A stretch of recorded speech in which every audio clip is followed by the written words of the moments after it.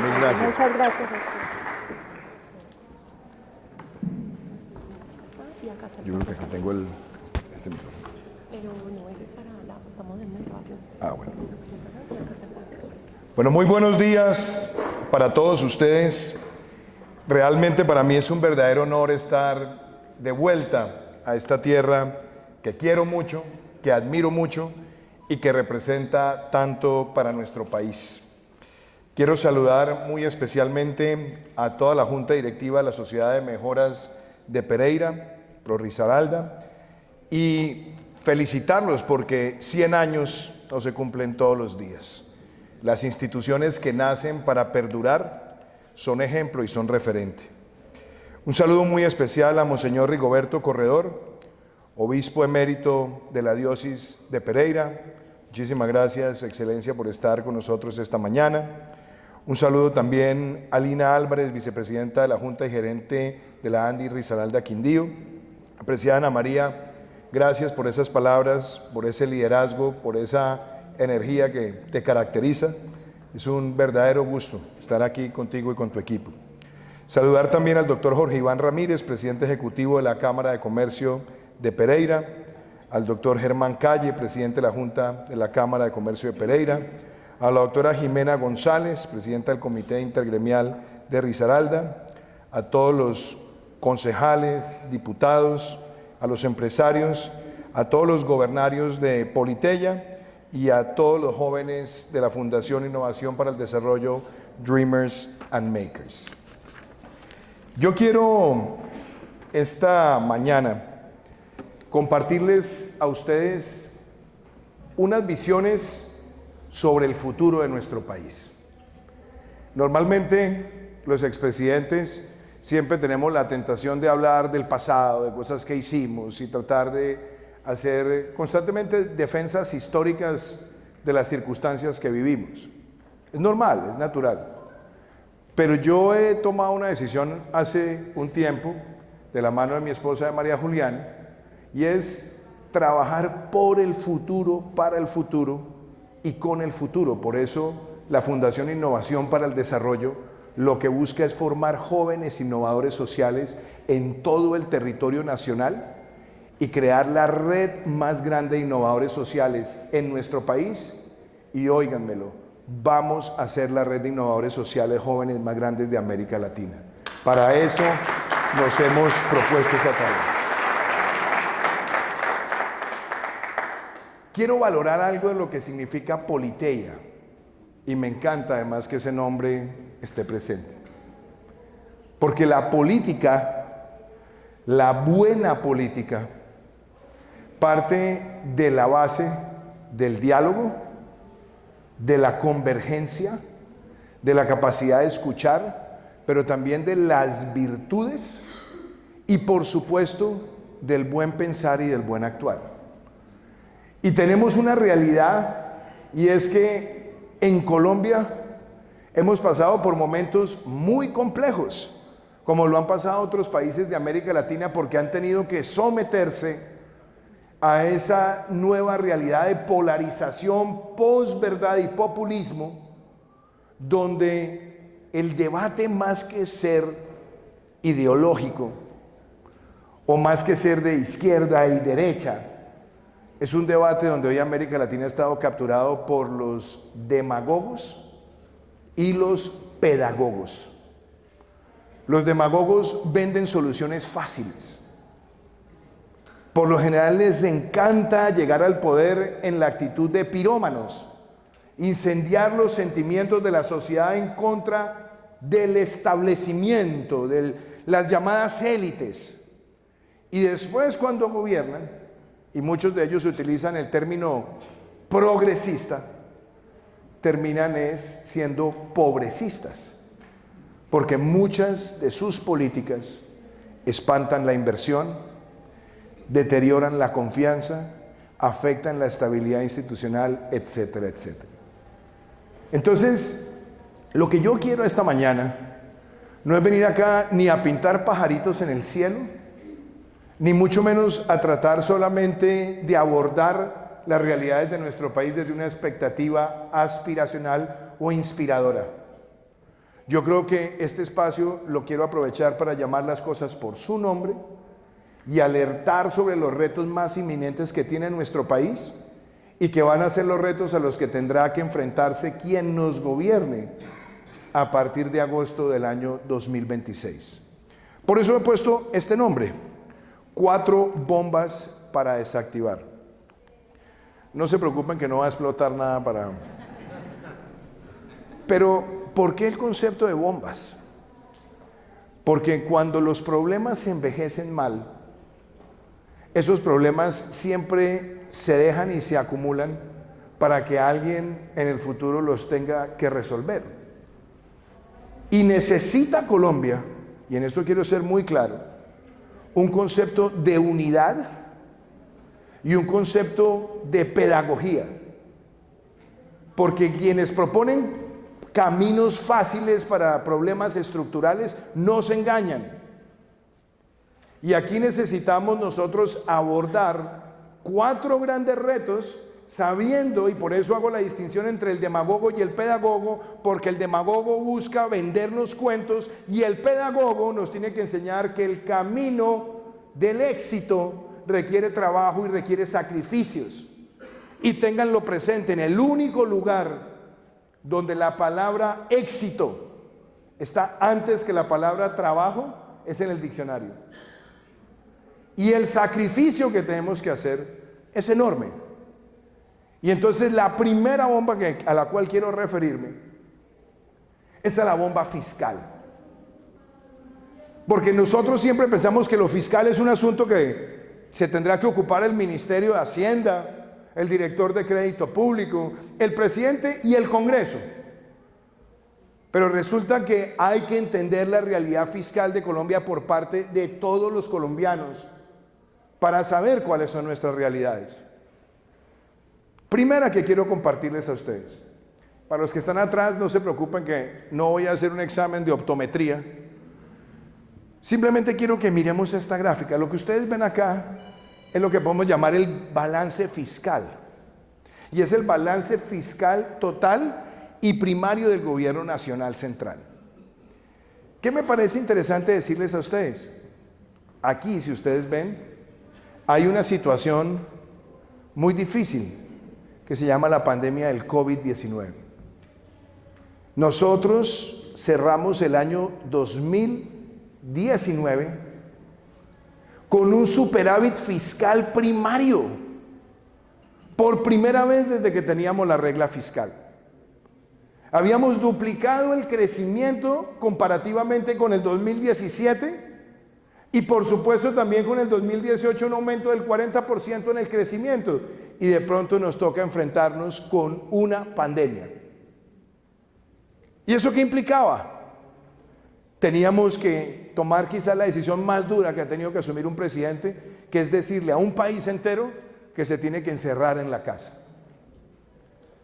para protegernos, con consecuencias claras, medibles, y que teníamos que asumir que tenía que activarse un plan de reapertura gradual, progresivo, etcétera, etcétera.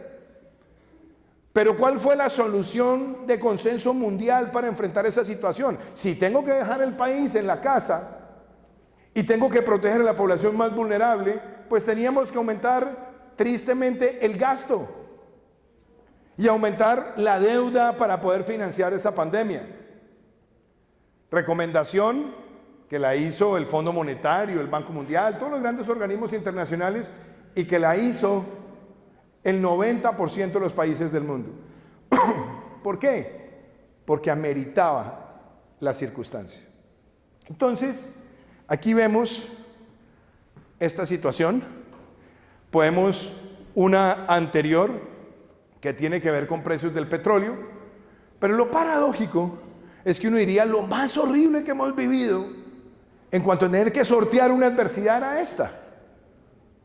Pero sorprendentemente lo que tenemos empezando ese 2025 es un déficit fiscal y un desbalance fiscal más grande que el año en el que tuvimos que enfrentar la peor tragedia que ha habido la humanidad en 100 años.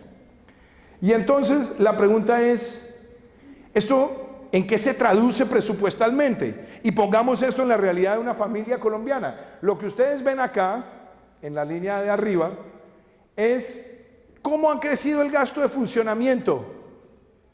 Y si ustedes se dan cuenta, miren el crecimiento a partir del 2022. El funcionamiento crece, mientras la deuda se sigue pagando, por supuesto, pero la deuda también ha tenido un crecimiento en los 2 últimos años, y si ustedes se dan cuenta, la inversión está quietica. Entonces la pregunta es, si antes tuvimos que enfrentar la pandemia, creciendo la inversión en el plan de reactivación, y logramos en el 2021 el mayor crecimiento de la historia de nuestro país, 10.7, y en agosto del año 2022, cuando se dio el cambio de gobierno, llevábamos un crecimiento superior al 8%, cerró el año por encima del 7.5, segundo mayor año de crecimiento de nuestra economía. Eso no es lo que se le dio continuidad. Por el contrario, la economía bajó crecimiento, la inversión no ha crecido, el déficit crece y lo que está generando el déficit es esa expansión del gasto de funcionamiento. Entonces es una realidad fiscal que tiene esas 2 primeras alertas. Les tengo otra, porque claro, todos los días yo veo, porque en estos días un medio de comunicación hizo como una revisión de cuáles eran las personas más mencionadas en los discursos de Petro. Entonces, primero, Petro. Segundo, Bolívar. No Gustavo, sino Simón. Y tercero, Duque. Cada vez que hay algo, echámosle la culpa a Duque. Pero es interesante porque acepto la discusión. Miremosla. Lo que ustedes ven acá son todos los vencimientos de deuda. Ustedes ven ahí deuda interna, deuda externa. Lo paradójico es que el próximo presidente, dado ese desbalance fiscal que se ha ido creando y que es superior al de la pandemia, el próximo gobierno va a tener que pagar la módica suma de 262 billones de pesos de deuda en los siguientes 4 años. Funcionamiento alto, déficit alto y toca pagar 262 billones. Pero además, con algo que es bien llamativo. Esta es una cifra que acaba de sacar FEDesarrollo y tiene que ver la variación con el recaudo tributario. ¿Cómo está la expectativa de recaudo tributario y cuál es el recaudo efectivo? Aquí tenemos una caída que se presentó después de la crisis financiera internacional, que fue además muy bien sorteada por el gobierno Uribe, y aquí estamos viendo esta situación.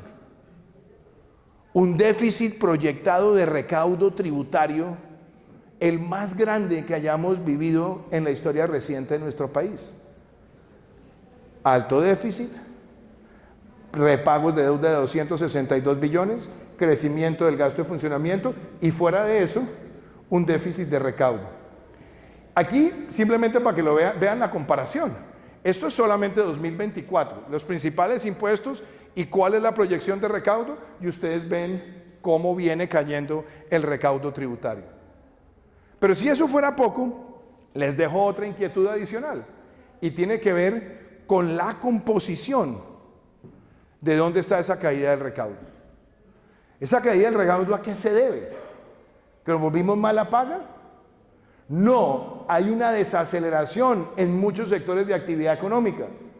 Está contenido, paralizado el presupuesto de inversión de muchas empresas debido a la incertidumbre. Y como si fuera poco, ante la incertidumbre fiscal, pues todo el mundo está diciendo, esperemos hasta el año entrante. Por eso, muy seguramente sectores hipotecarios, sectores industriales, y aquí hay varios empresarios dicen, yo me espero un tantico. Y esto, por supuesto, tiene que ver con las cifras del 2024 y la expectativa de recaudo. Y este es muy interesante, no los quiero llenar de datos, pero miren esto, ¿cuál es el déficit presupuestal para este año? 90 billones de pesos. Entonces ahora, para resolver, porque claro, aquí hay un ministro de Hacienda cada chiripiorca, y ya llevamos 4, pues resulta que en la última transmisión de poder en el Ministerio de Hacienda, la cifra con la cual el actual ministro de Hacienda trabaja es esta. Si yo tengo un déficit presupuestal de 90 billones de pesos, ¿qué hago?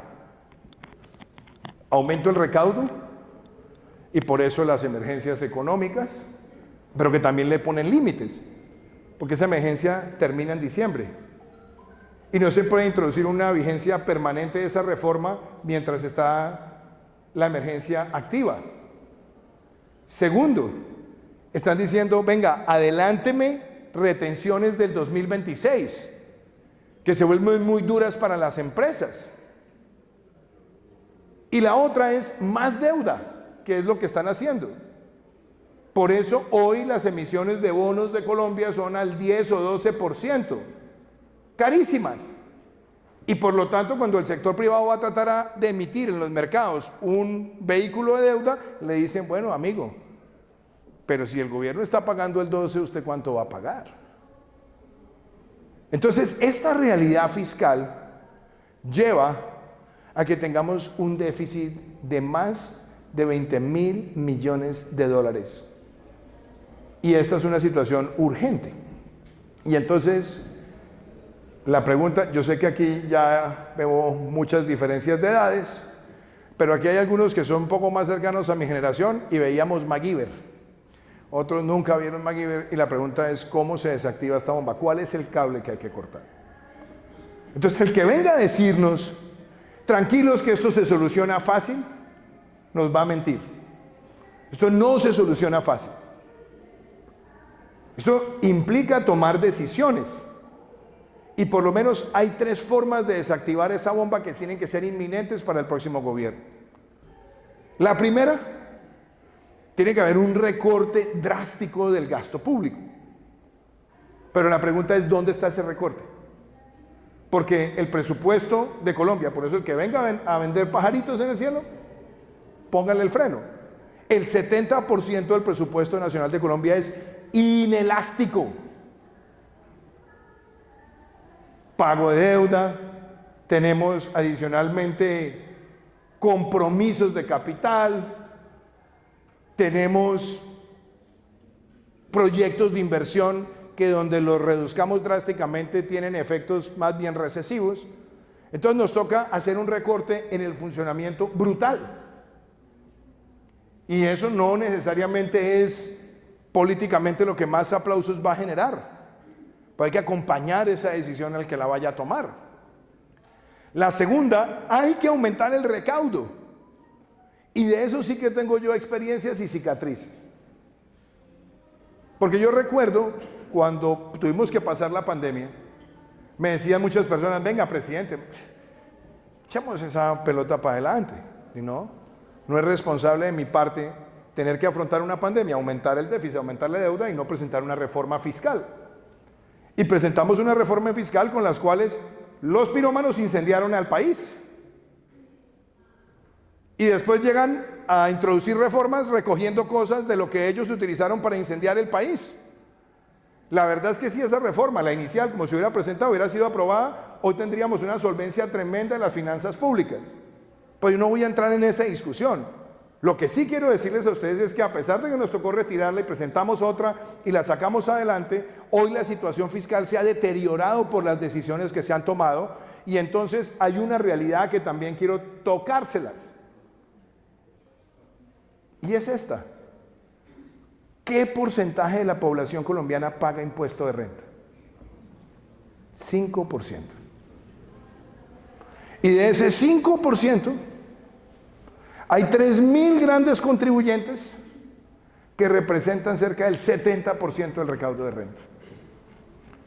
Entonces, si queremos un país con más carreteras, con más educación, con más salud, con más vivienda, o resolvemos esa situación o vamos a agravar el panorama fiscal.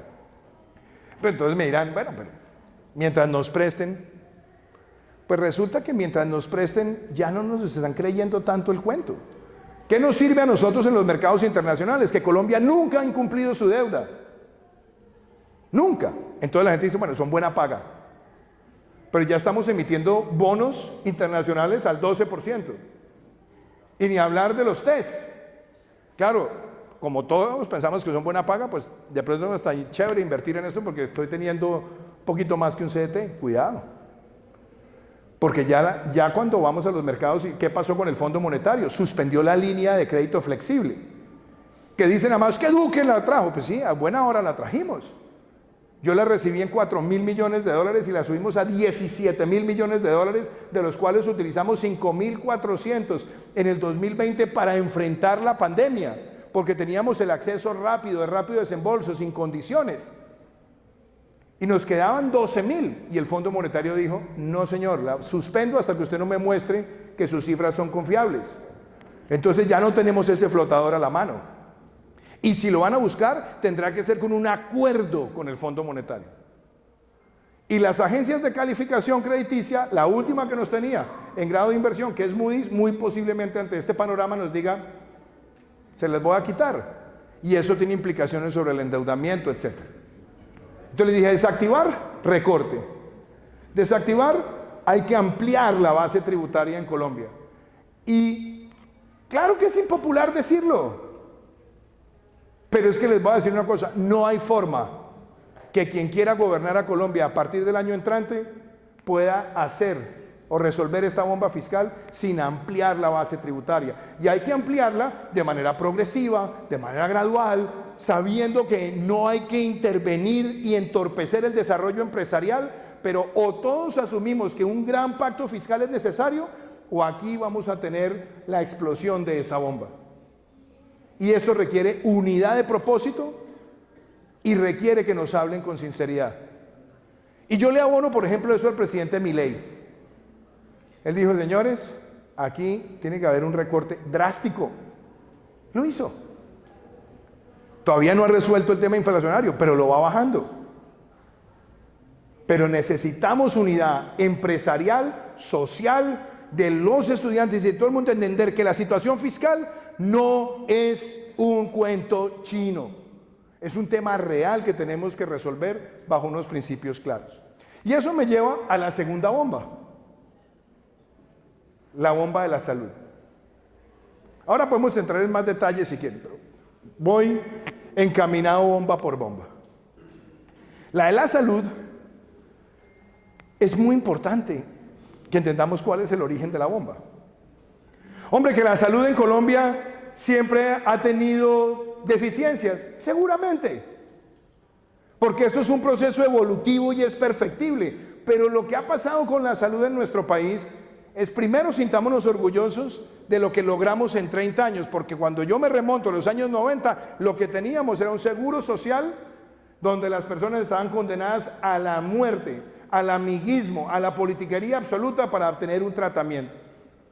Y se hicieron reformas que evolucionaron donde había participación mixta, privados y públicos. Y los privados y los públicos atendían.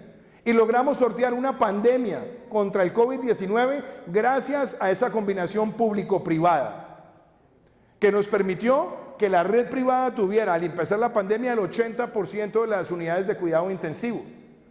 Y que logramos multiplicar de 5.000 a 14.000 unidades de cuidado intensivo para enfrentar la pandemia. Y eso se pudo gracias al sistema. A un sistema que vale la pena decirlo, sí es un derecho. Pero es un derecho que tiene que soportarse, porque nos sirve a todos, tiene que soportarse en la buena gerencia, la buena gestión, la buena estructura financiera. Y si bien hay cosas por mejorar, el sistema era muy claro. Tengo agentes privados, tengo agentes públicos, tengo un sistema de aseguramiento y yo voy pagando a través del valor que le doy a la UPC para que puedan cubrirse los servicios de salud en nuestro país. Pero, ¿dónde estamos hoy? Porque el chuchuchú estaba orientado a la ideologización de la salud. La salud es un derecho, ¿sí? Todos sabemos que es un derecho. Pero, ¿la salud gratis es un derecho? No sé. Mientras se pueda pagar, será. Y por eso el sistema de salud tiene contributivo y subsidiado. Y quienes tienen un empleo formal contribuyen a quienes están en situación de desprotección. Pero ¿cuál fue el mecanismo de asesinar el sistema. No les gire a las aseguradoras, luego las aseguradoras no le pagan a los hospitales, luego los hospitales no le pagan a los médicos, y así el chuchuchú va legitimando la intervención del sector. Porque después tienes que Duque intervino. Oye, yo liquidé con el superintendente de salud, con Fabio Aristizábal, 13 EPS de mala calidad, como lo prometí aquí siendo candidato. Y trasladamos a la gente a las de mejor servicio. Pero que nosotros intervenimos para quedarnos con EPS y administrarlas según nuestras querencias y creencias políticas, no, señor. Y eso es lo que tenemos hoy. Ahora, como esto también es fiscal, yo quiero decirles a ustedes, de todo lo que hay acá, esto lo publicó La República, esta es la más compleja. Si nosotros le pusiéramos el valor al déficit que se ha generado producto del chuchuchú en la salud, equivaldría a la atención médica de 15.7 millones de personas. Esa es la realidad que tenemos hoy en la segunda bomba. Entonces, la pregunta es, ¿y cómo la vamos a desactivar? ¿Hay tiempo?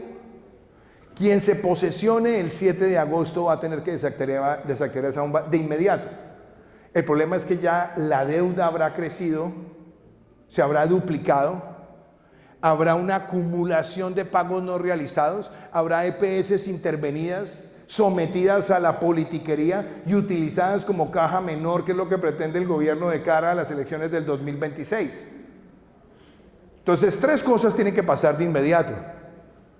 Se tiene que reformar la estructura financiera del sistema rápidamente.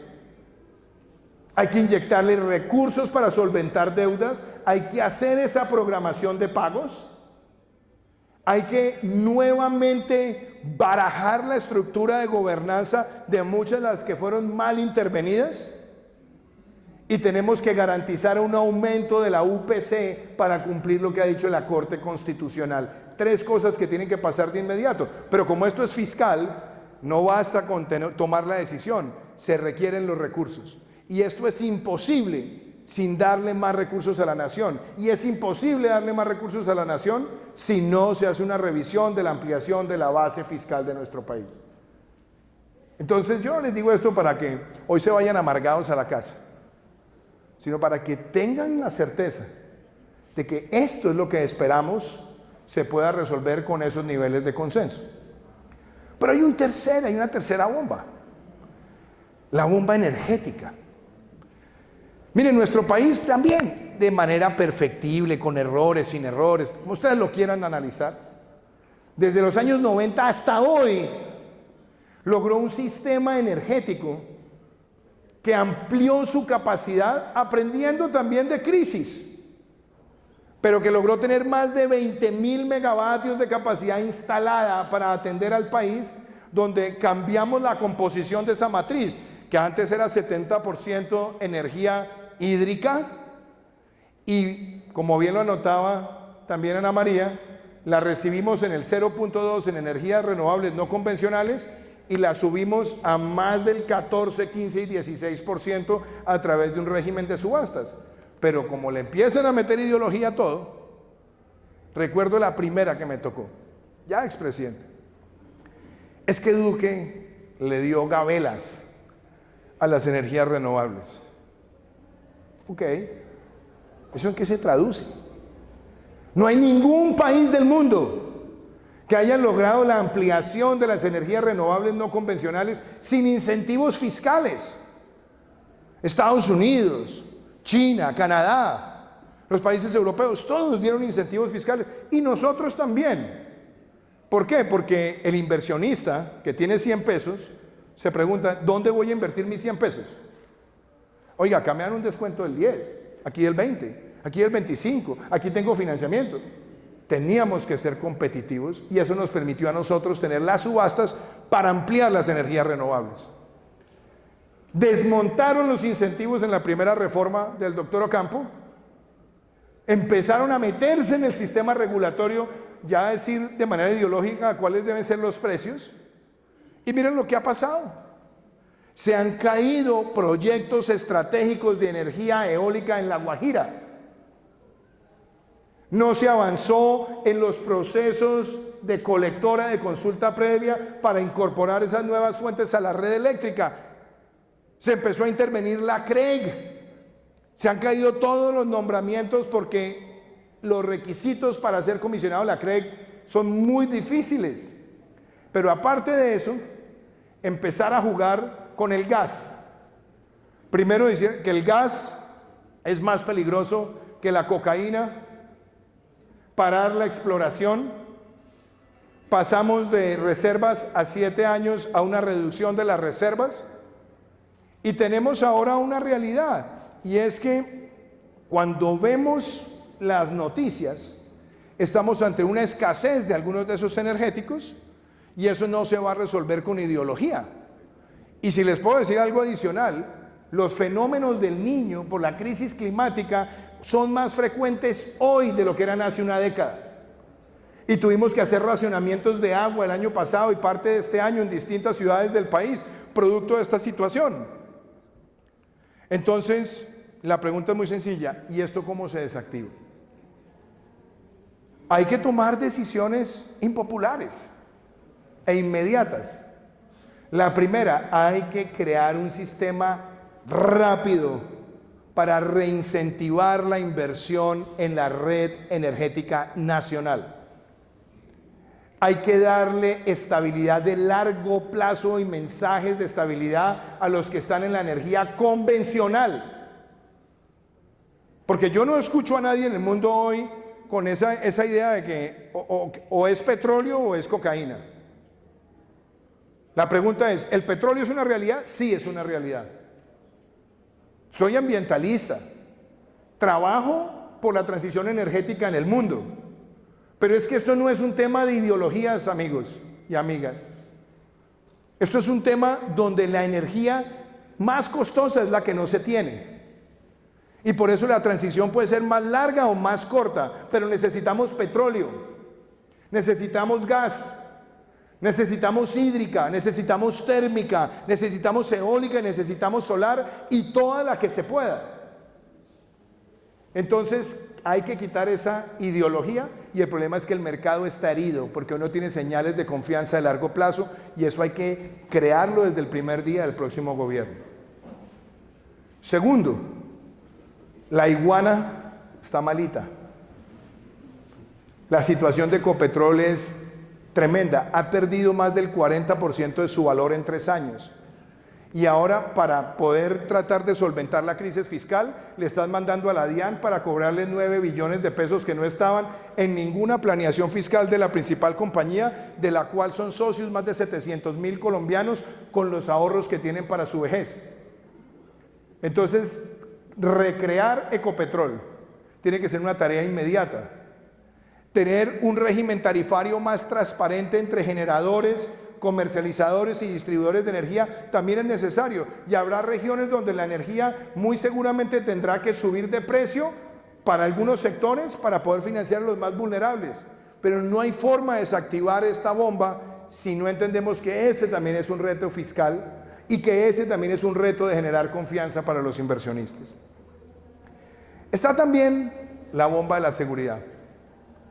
Y en esta, yo les diría, nosotros hemos tenido que enfrentar todos los problemas de seguridad, de distinta escala. Yo recuerdo que cuando yo vine como candidato presidencial aquí a Pereira, aquí estaban atormentados con el bandido Uriel, que estaba además en el frente occidental, y trabajaba con otra delincuente alias La Abuela. Y secuestraban gente en el Chocó, secuestraban gente aquí, amenazaban, boleteaban, etc.